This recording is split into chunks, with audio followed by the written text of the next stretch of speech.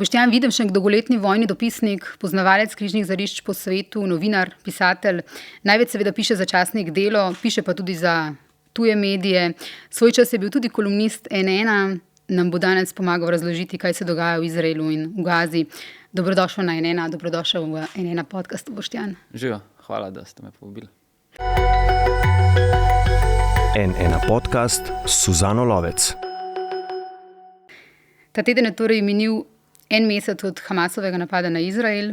Vsi se še dobro spomnimo tistega dne, rakete, zajemanje talcev, civilistov, groza, trpljenje. In sledil je mesec brutalne vojne, groze, grozot, trpljenja civilistov v Gazi, smrti. Mesec dni, Boštjan, kakšno je stanje zdaj, kaj je prinesel ta mesec?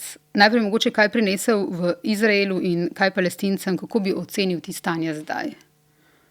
Verjetno mora iti po vrst, to je ekstremno kompleksno vprašanje. 7. oktober je in Hamasova grozodejstva. To je bil dan, ko je padel dolgoletni, več desetletni v resnici status quo v Izraelu in Palestini. Popoln izraelsko varnostno-obveščevalne strukture in tudi vojska na nek način, tako imenovana Gaza Division, divizija, ki je branila oziroma bila okoli Gaze, je popolnoma kolapsirala. In v bistvu prvič po letu 1973, torej po 50 letih, po prvih dneh Jomkipurske vojne, je v bistvu Palestincem, oziroma recimo temu samo Hamasu, uspelo osvojiti del izraelskega ozemlja in ga nekaj časa tudi nadzorovati. In kar se je zgodilo, grozodejstva so nedoumljiva, neopisljiva. Lahko rečem, da pač zato preprosto nimamo jezika za opisovati grozo, ki se je dogajala 7. oktobra in ki se je dogajala v mesecu potem. To, da, kot rečeno, treba iti po vrsti. Generalni sekretar Združenih narodov Antonio Guterres je povedal en izjemno inteligenten stavek. Napad Hamasa se ni zgodil v vakuumu. Če Hamasov napad izvzamemo iz dolgoletnega konteksta okupacije in preganjanja palestinskega ljudstva, potem nikakor ne opravimo ne svojega novinarskega, ne svojega moralnega, etičnega dela. Nikoli in nikdar si ne smemo dovoliti, da določamo hierarhijo bolečine, da v bistvu tekmujemo med tem, kdo je v strašnejši poziciji. Vsakdo, ki je izgubil svoje ljudi v tej zgodbi, v katerikoli zgodbi, je v najstrašnejši poziciji. Vendar to mora biti, kot rečeno, vedno postavljeno v kontekst. Ko sem spremljal v prvih urah, kaj se je dogajalo v Južnem Izraelu, sem bil praktično po mojem, kot vsi, ki smo pač leta in leta spremljali dogajanje na Bližnjem vzhodu in tudi v sveti deželi, šokiran, frapiran, popolnoma vržen iz nekega mentalnega okvira razumevanja te zgodbe. Izraelska vojska je prvič pokazala svojo radikalno ranljivost v resnici. Hamasovi borci, ki to treba nujno vedeti, ki so se jim pridružili tudi številni oboroženi civilisti, ljudje, ki so vdrli v Južni Izrael, so bili prav tako presenečeni nad možnostjo, ki se jim odprla. In Hamasovi voditelji so jasno povedali večkrat po 7. oktobru, da je bil cilj zajeti morda 20 izraelskih talcev in jih imeti za pogajalsko izhodišče. Nekaj, kar je delovalo kot, bi rekel, manjša akcija, se je spremenilo v strahovit morilski pohod. Vprašanje je seveda, kako je mogoče, da je prišlo do tega, da v bistvu najbolj država nadzora, ena najbolj militariziranih držav in tehnološko razvitih na svetu, da je to, bi rekel, pustila, da se to zgodi. In ko gremo v bistvu nazaj v mesec maj, v mesec junij, vidimo, da je Izrael v bistvu bil na robu, oziroma v bistvu nekega političnega kolapsa. Izrael je bil politično, družbeno v bistvu v najslabši poziciji od ustanovitve izraelske države pred dobrimi 75 leti. Notranji konflikt je bil izrazit. Netanjahujevo korakanje z radikalno skrajno versko noro desnico je v bistvu Izrael s poskusom tako imenovane reforme pravosodnega sistema poslalo na pot avtoritarnosti v res to klasično iliberalno družbo. Obenem pa je institucionalizirani rasizem, dolgoletni v bistvu potenciranje dolgoletno sistema apartheida Palestince tako na Zahodnem bregu kot v Gazi, ki se pod blokado nahaja Izraelsko že od leta 2007, v bistvu dobesedno stisnilo ob zid. In zgolj za trenutek je ta zid vsaj v Gazi padel. Na najbolj brutalen, na najbolj grozljiv mogoč način, pa vendarle je ta dogodek tisto, kar bo še čez desetletja zapisano tako v izraelski kot v palestinski kolektivni spomin. Sledilo je tisto, kar pa je seveda bilo mogoče pričakovati in ni bilo presenečenje. Brutalen izraelski odziv, kolektivno kaznovanje Palestincev v imenu spopada s Hamasom. Hamas je v bistvu sprožil neke vrste kolektivni umor in kolektivni samomor svojim aktom. Vsakomur, ki je to spremljal, je moglo biti znotraj in od zunaj popolnoma jasno, kakšna bo izraelska reakcija, in je v imenu svojih ciljev žrtvoval, zdaj pa lahko že rečemo 10.000 palestinskih življenj, in v dolgoletni simbiozi z izraelskimi oblastmi, predvsem predsednikom vlade Benjaminom Netanjahujem, sprožil drugo Nakbo, drug palestinski exodus, katastrofo. Nekaj si že opisal, ne? Ampak kaj to pomeni za civilno prebivalstvo tam na eni in na drugi strani? Kakšni so ti dnevi, ki jih zdaj preživljajo? Prej si mi rekel, ne, kot novinarju mi zmanjka besed, da opišem to, kar se dogaja. Ne? Tako hudo. Dogajanje v Gazi praktično ni več mogoče opisati. Res star, ampak natančen kliše Wittgensteinovski, da so naše meje našega sveta. Da je naš jezik v bistvu meja našega sveta. Je tukaj še, ne vem, če se izražam kot novinar, pa nekdo, ki se najbolj izraža s pisanim jezikom, se s tem popolnoma poistovetim. Vsakodnevno pisanje v tej zgodbi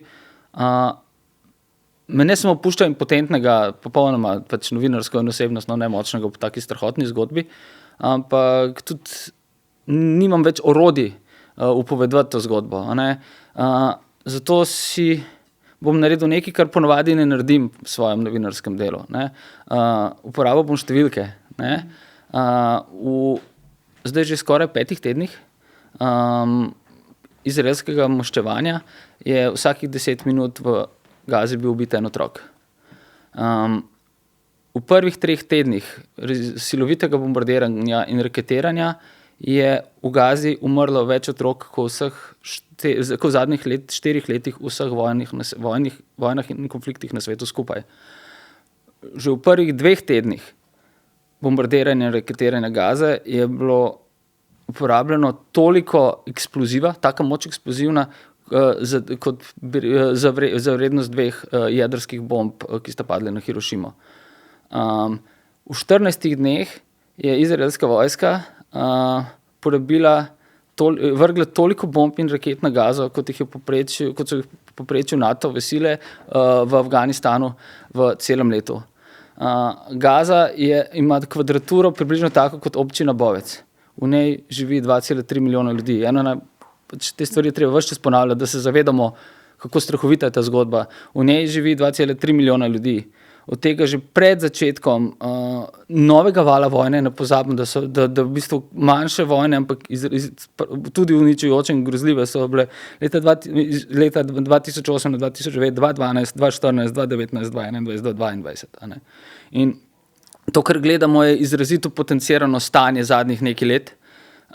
In v ozadju te zgodbe ni samo geostrategija, niso samo politični cilji, je tudi huda osebna patologija predsednika izraelske vlade, ki je ves čas čakal, pač spremljam njegovo kariero, odkar pač vem zase, ves čas je čakal, da bo dobil priložnost postati, kot ima reči, vojni voditelj, vojni junak. V svoji družini in tudi znotraj izraelske družbe bo namreč vse od leta 1976 v hudi senci svojega pokojnega brata, ki je bil ubit, kot edini takrat ubit, v akciji osvobojevanja izraelskih talcev v ugandskem Entebeju leta 1976. In on in njegov brat ima se v izraelski družbi, predvsem po vojaških strukturah, izraziti junaški, zelo kulten status. In Bibi je hotel to nekako v življenje presežiti, ampak ni dobil te priložnosti, zdaj se mu je pa ta ponudila sama od sebe in jo je zagrabil z obema rokama. In tudi zato dela vse, da ne pride do prekinitve ognja, da ne pride do resne vzpostavitve humanitarnih koridorjev in v bistvu vodi k najmanj nastavkom genocidnega delovanja. Kaj pomeni ta mesec in vse to, kar si zdaj opisal, v luči desetletij tega konflikta? Skratka, če pogledaš, če narediš pogled nazaj v zgodovino, kam vanjo vse, kar je že na tem območju bilo, sodi ta mesec? Zelo ceneno bi bilo reči, da to je izjema, ki potrjuje pravilo. Ta mesec je bil v vsakem meru izjemen. Porušil je številne iluzije. Ta mesec onemogoča vrnitev nazaj. Torej, status quo je padel na obeh straneh zgodbe, na izraelski in na palestinski. S tem, da ne izraelske, ne palestinske zgodbe ne moremo dojemati ne hermetično, ne tako enotno. Obe zgodbi imata ogromen podzgodb in svojih poglavij. Kot rečeno, Izrael je bil na robu hudega civilnega konflikta, tik preden se je vse skupaj začelo. V Izraelu značilno, da se ko pride do vojne, pride do konflikta, pride do nekega refleksnega poenotenja družbe. V prvi fazi tokrat je bilo zelo podobno, ampak predvsem zaradi več kot 240,000 se upravičujem, klapsus. Kar v redu, kar nadaljuj. Predvsem zaradi 240 talcev je to povsem drugačen element. Izraelska vojska se je vedno trudila zaščititi svoje civiliste. In recimo v primeru ugrabljenega vojaka Šalita je v bistvu sprožila različne vojne zato, da je rešila enega samega človeka. Zdaj je razmerje krat 240. In prvič se mi zdi, upam, da se motim, da so izraelske varnostne strukture pripravljene, oziroma del njih, tudi te niso enotne, iti do konca v smislu žrtvovanja lastnih ljudi, ki niso v uniformah za politične cilje svojega predsednika vlade. In izraelska družba tega ne bo upravičila in ne bo sprejela. In edino, kar lahko ustavi ta konflikt v tem trenutku, je notranje politična in družbena mobilizacija ostankov demokratične civilne izraelske družbe, ki pa je v mesecih pred 7. oktobrom dokazala, da je sposobna tega in da obstaja. In na drugi strani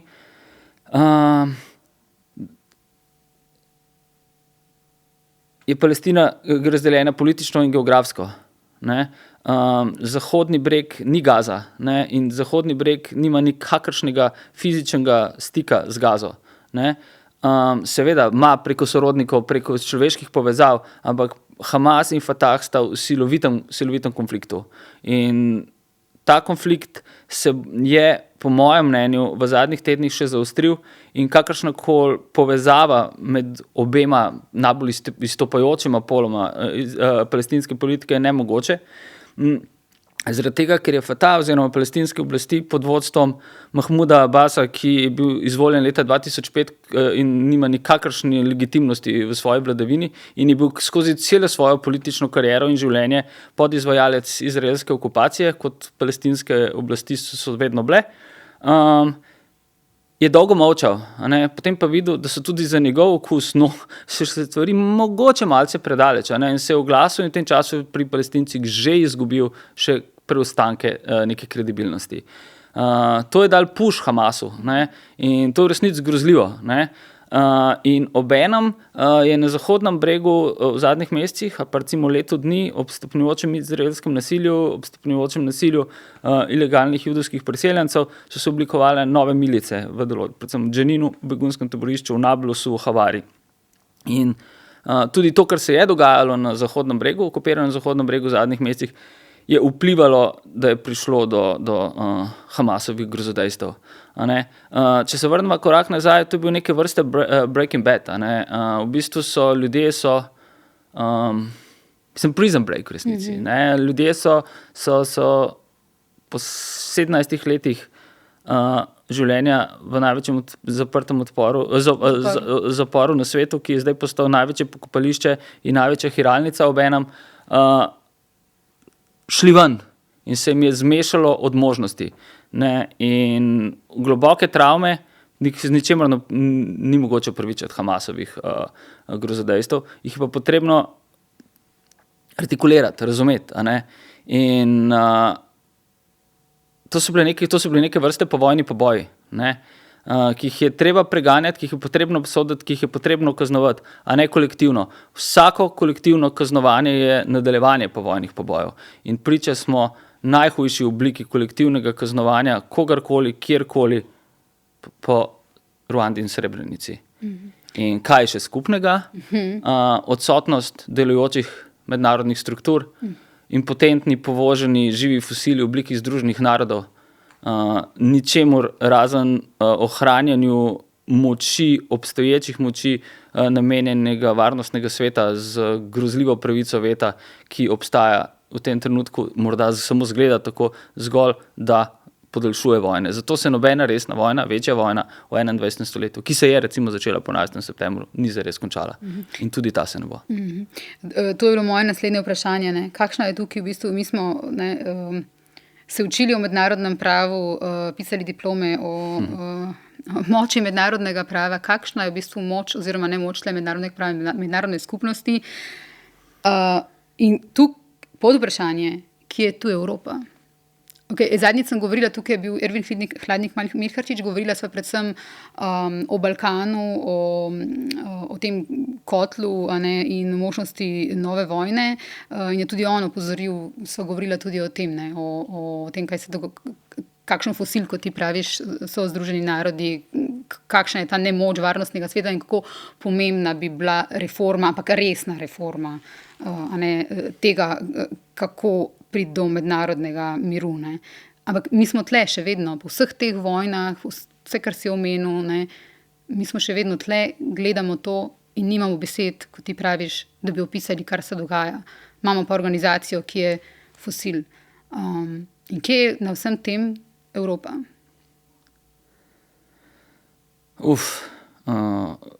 Evropa je ekstremno slaba šala, kar se tiče vsega zunanjega političnega delovanja. Je non-actor, non-factor. Ni ne igralec, ni ne faktor. Zelo preprosto.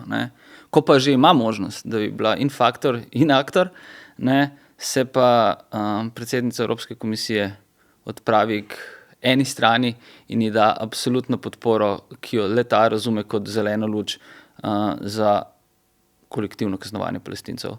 In to pač v imenu evropskih volivcev, ki so njo preko pač spravili na vrh Evropske komisije, in to mi je absolutno nesprejemljivo.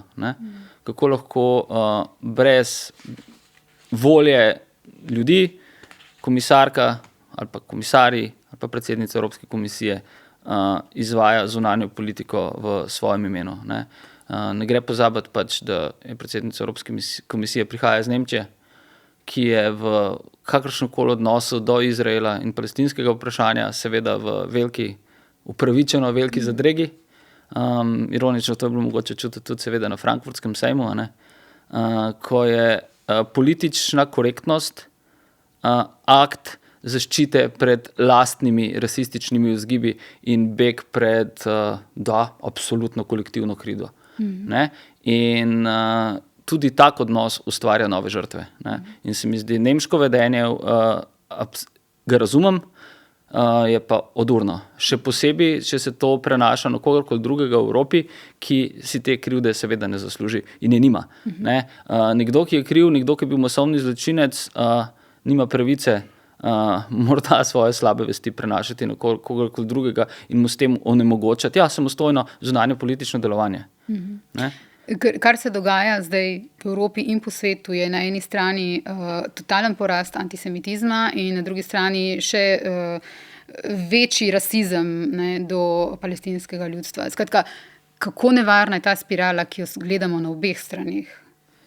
To je izjemno nevarna spirala. Ne? In je seveda bilo pač 7. oktobra ob 9:45 zjutraj jasno, da se bo to zgodilo. Ne?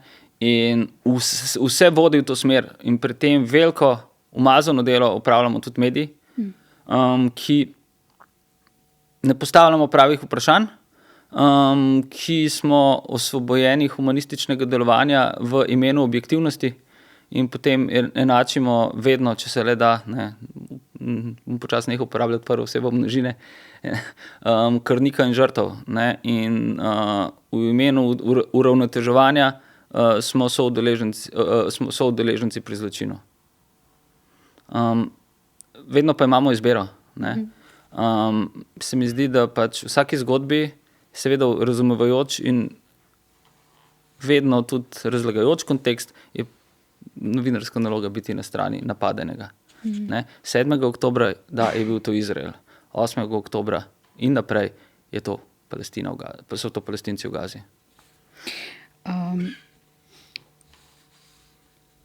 Kje je tukaj, zdaj sem te vprašala za Evropo, kaj pa Slovenija?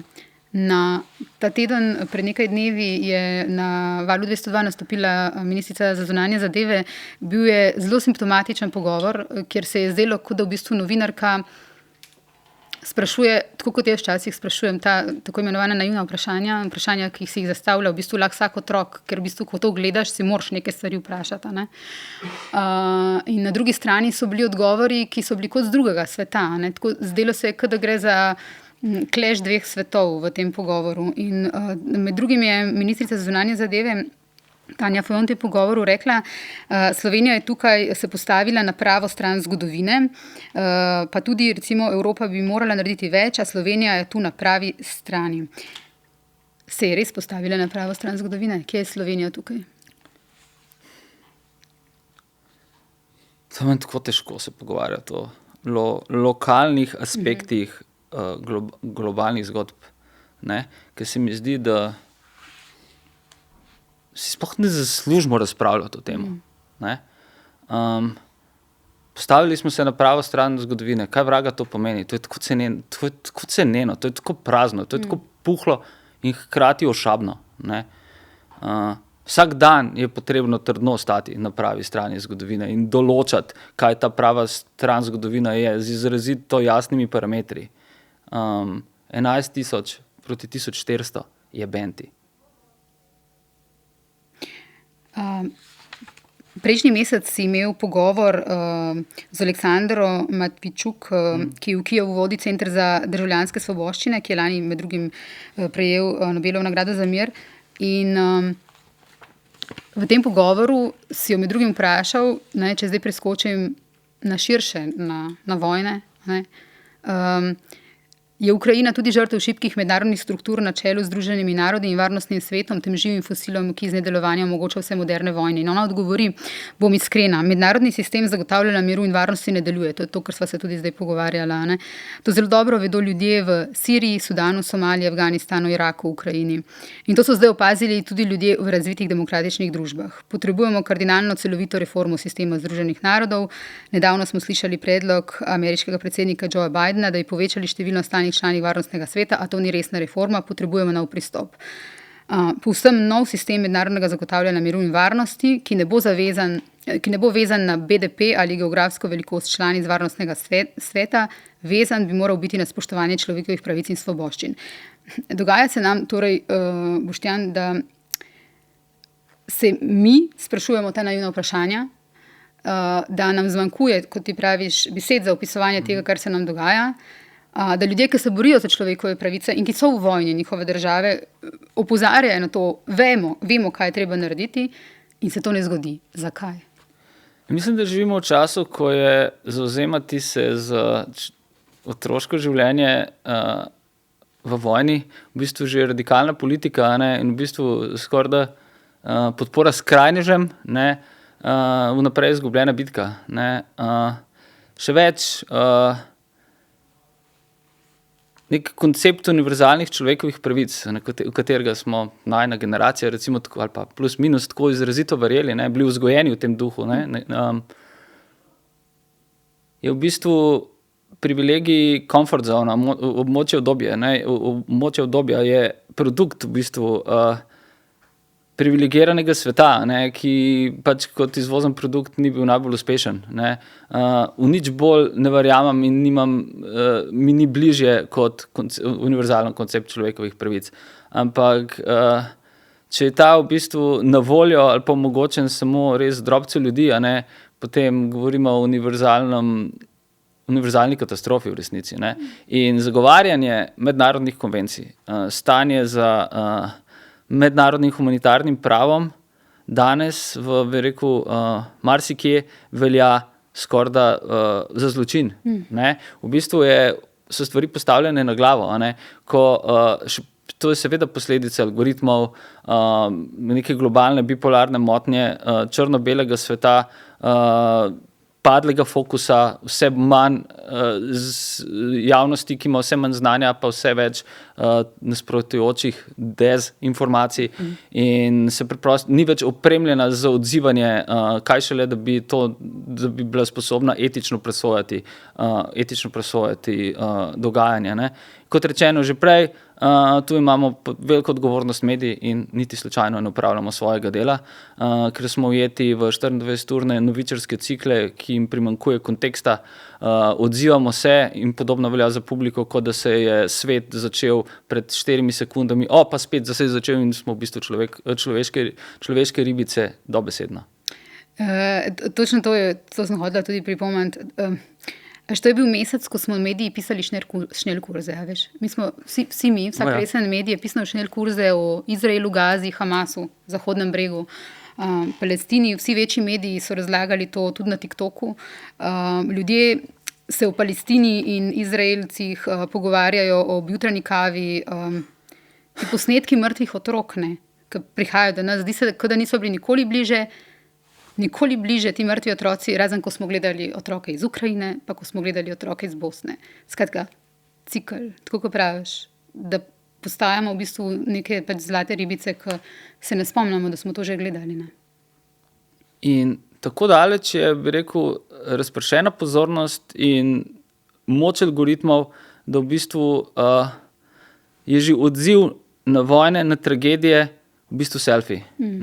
Neskončna potreba po mnenju osnovanem na ničemer, samo da se odzoveš, da si prisoten, ne glede na strahovitost te tragedije, ki jo tisti, ki jo spremljamo desetletja, nismo več sposobni opisovati. In to je velik clash. Ni nujno, da je to potrebno vrednotati, zato seveda obstajajo biokemijski in tehnološki, nevrološki razlogi, ampak je pa strašljivo. Izrazito strašljivo. Plus AI dodatki z fake newsom in v bistvu deepfakey, ki v bistvu že kot nekdo, ki se na te stvari reči spozna, sem vedno bolj previden pri praktično vsakmu imidžu, ki ga dobim, in ga preverjam, ker je le malo do silovitega zdrsa. In ko se ti v našem poklicu to zgodi, potem v bistvu se moraš nujno samo ukiniti. Nimaš več pravice do glasovanja. To sem te hotela nujno še vprašati. V tem mesecu smo videli tudi poplavo fake newsa, lažnih novic, lažnih podob. Kako močno sredstvo propagande je to z obeh strani v tem, kar se zdaj dogaja, in kako bo to krojilo spopade v prihodnosti? Mislim, propaganda je vedno v rokah, velik del propagande je v rokah močnejšega in temu konfliktu niti nima, ali pa vojni niti nimaš ga dvoma, kdo to je. Zelo podobno, in to mogoče preslikati tudi na rusko kolonialno imperialno vojno v Ukrajini. In pa še kam. V bistvu gremo lahko nazaj v pandemijo in v bistvu vse te velike zgodbe, ki so instantno in ugrabile pozornost in kar naenkrat se je zdelo, da sploh ni več sveta, da tam zunaj ne obstaja nič, da je samo ena zgodba za nekaj časa, druga zgodba za nekaj časa, tretja zgodba za nekaj časa in odziv je, tega se v bistvu najbolj bojimo. Zato je pač naše delo ves čas gledati kolikor se le da naokoli in pisati tudi in razumeti in poročati tudi o drugih rečeh, ne samo tisti, ki so v tem trenutku v dominantnem narativu. A ne? In to je vloga urednikov je po mojem v novinarstvu v tem trenutku bolj pomembna, kot kadarkoli v zgodovini. Propaganda je praktično vse, a ne? Ampak, a veš, ko je za propagando označena podoba jokajočega očeta z 2 raztrganima deklicama v rokah v ruševinah, potem pa je čas za samo ukinitev človeške civilizacije. Če primerjaš to, kar se zdaj dogaja, rekel si, treba vse stvari dajati kontekst in tudi ne pozabiti to, kar je že bilo in kar se vzporedno dogaja. In mi smo pozabili. Ne? Neke vojne so šle, pa se dogajajo, pa ti ljudje trpijo, pa na prvi dan vojne smo v bistvu samo tja gledali, pa prvi mesec smo tja gledali, zdaj to postaja, ne vem, nek tako oddaljeno. Ne? Če to, kar se tam zdaj dogaja, primerjaš z drugimi žarišči, kaj bi recimo izpostavil? Tisto, kar sem v bistvu povedal že na začetku, neverjetno intenzivnost kinetike, eksplozivna moč izraelskih napadov je neprimerljiva s čemerkoli v moderni zgodovini. S čemerkoli. Tudi število smrti na palestinski strani je neprimerljiv s čemerkoli v moderni zgodovini. Obenem ne smemo pozabiti, da je bil 7. oktober najbolj tragičen dan v judovski zgodovini po holokaustu, da je v enem dnevu bilo ubitih 1400 ljudi in številni na res grozljive načine.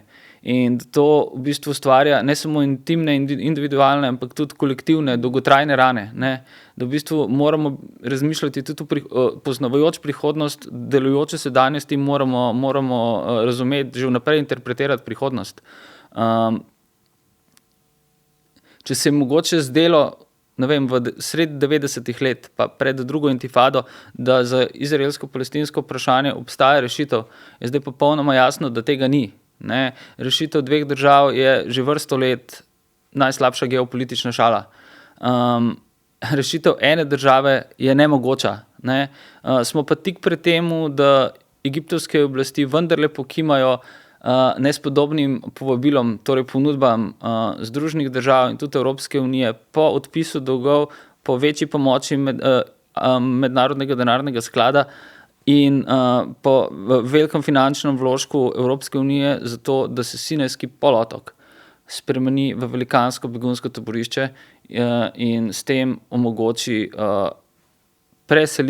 nasilno preselitev, kar je samo po sebi vojni zločin v kontekstu mednarodnega humanitarnega prava in tudi etnično čiščenje na Sinajski polotok, ki je že tako radikaliziran strani različnih skrajnih islamističnih milic in si je težko predstavljati, kaj bi to pomenilo ne samo za Bližnji vzhod, ampak seveda tudi za Evropo, če vstopa korak nazaj, ki bi mogla biti eksistencialno zaskrbljena zaradi dogajanja na Bližnjem vzhodu.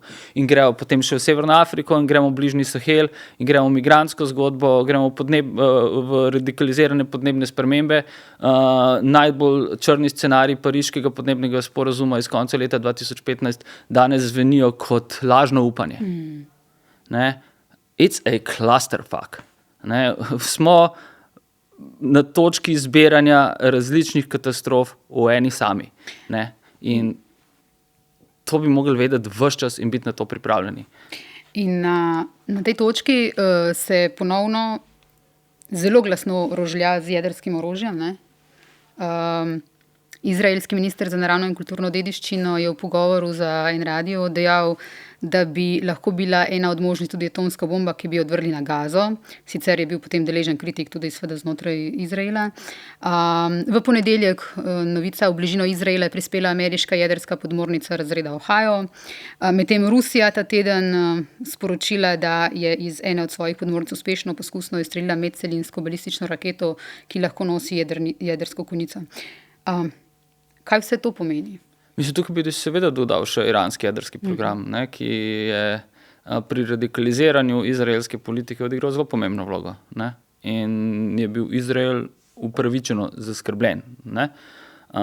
In proiranske milice v Siriji in proiransko-šiitsko gibanje Hezbola v Libanonu, ki je sicer z Izraelom odigralo taktično tekmo skoraj prijateljskega ognja v zadnjih tednih, zato ker si nobena stran ni želela velike vojne, ampak je dobesedno le streljaj do te. A ne? In izraelska družba se bolj kot Benjamin Netanjahu, če gremo nazaj samo za korak v Izrael, zaveda, kako zares eksistencialno ogrožena je tukaj in zdaj. Ne? Tudi v tem kontekstu je potrebno ene stvari razumeti. Jedrsko vprašanje je po mojem mnenju precenjeno. Ne? Še več si upam to reči na glas. V nekem obdobju je bilo jedrsko orožje v najbolj nevralgičnih področjih sveta mogoče celo zagotovilo, da do velike vojne ni prišlo. Ne? Velik paradoks pa vendarle. Ne? In v tem predelu sveta, na Bližnjem vzhodu, pa malo še širše, zares velike jedrske grožnje ni. Ne? Izrael je seveda edina jedrska sila, kljub temu, da tega nikoli ni uradno na glas priznala. Pred časom je bila v Združenih arabskih emiratih zgrajena prva jedrska elektrarna na Bližnjem vzhodu, take aspiracije ima pa še nerealizirane Saudska Arabija. Kazalo je, da bo to počela z izraelsko tehnologijo oziroma s pomočjo izraelskih strokovnjakov, pa se to ne bo zgodilo. Kmalu bo svojo prvo jedrsko elektrarno z rusko tehnologijo in financami in podporo odprla Turčija. Ampak to v bistvu bolj sodi v nek revival, obuditev kako bi rekel, mirovnega jedrskega atoma globalno. Jedrska energija je izkoristila in lobby jedrski izrazito, kako bi rekel, pragmatično se odzval na vojno v Ukrajini, ki je fosilnemu imperiju omogočila, da je vrnil udarec, in le-ta je v 2 letih potrojil svoje dobičke v povprečju na podjetje in v bistvu skoraj tretjino zgodovinskega dobička, 150 let približno, plus minus trajajoče fosilne industrije, v bistvu inkasiral v tem času. Ne? Jasno je, kdo je zmagovalec vojne v Ukrajini. Fosilni lobby, pika. Ne? Tukaj ni držav. Ne, tukaj so podjetja in živimo že v po moje državnem nacionalnem svetu, v katerem so korporacije seveda tiste, ki obvladujejo svet tukaj in zdaj. In jedrsko orožje je veliko bolj politično orodje kot globalna grožnja. Še eno, mogoče naivno vprašanje, zastavila ga je naša kolegica Sarah Neubauer, rekla, ne te vprašam, če misliš, da bodo Izrael tudi izključili športnih tekmovanj ali pa recimo iz Eurovizije. Potem, kar se dogaja v Gazi. Meni se zdi to strahotna neumnost izključevanja športnikov iz športnikov iz olimpijskih iger, svetovnih, evropskih, podobnih prvenstev, ne. Seveda to se ne bo zgodilo, jasno, ne, mogoče... Spraševala je to v luči Rusije. Ja, razumem, popolnoma razumem vprašanje, ne. Pri Rusih je bila sicer še druga ali ne, ni bilo samo vprašanje vojne, ampak je bilo tudi vprašanje sistemskega dopinga, ne, ki je bil že pred vojno razlog za take in drugačne sankcije, ne. Pa vendarle se mi zdi to huda hipokrizija, obračunavanje športniki, medtem ko ti še vedno, recimo, kupuješ nafto, ko je desetine in desetine evropskih podjetij izboljšalo svoje poslovne stike z ruskimi podjetji v času vojne. Kaznuješ športnike. Seveda, ne. Mislim, kaznuješ, v bistvu je to neko tako ceneno pranje vesti, tako kot se mi zdi ceneno pranje vesti, recimo, ne vem, pač včeraj sem bil pač na eni nogometni tekmi evropski, a ne, in mer piše na veliko, a ne, mer v cirilici na semaforju, a ne, se mi zdi, da bi bilo zelo fajn v tem času, da bi pisalo tudi selam in šalom, recimo, ne, da v bistvu ni samo ena zgodba tista, ki dominira, ne, da v bistvu takoj ponudiš širino, ne, in Izrael, recimo, je član UEFA in sodeluje v evropskih nogometnih tekmovanjih. Palestina je pa že tako kako iz teh bolj ali manj izključena, a ne? Rekel si že prej, ko si govoril o Izraelu in Gazi, rekel si, da ne vidiš rešitve, če sem te prav razumela, ampak vseeno, če zaokroživa ta pogovor, ne bom rekla, kaj predvidevaš, da se bo zgodilo, da bajaš, kaj bo. Kaj bi si ti želel, če bi ti lahko upravljal, kako bi rešil stvar? Takošna prekinitev ognja, pogovor z vodstvom Hamasa, s temi strahopetci v Katarju, Dubaju in v Istanbulu, za izpustitev talcev, omogočati, težko reči kateri in kako, mednarodno vojaško varnostno prisotnost v Gazi za neko tranzitno prehodno obdobje za nedoločen čas in rekonstrukcijo in vzpostavljanje vzporednih palestinskih oblasti v tem prostoru, ampak ne pod vodstvom Abu Mazama, Mahmuda Abbasa in Fataha, ampak preko novih političnih gibanj, za kar bi bilo potreben daljši čas. Verjetno je to iluzija, se mi zdi pa to tako nekaj zelo korektnega.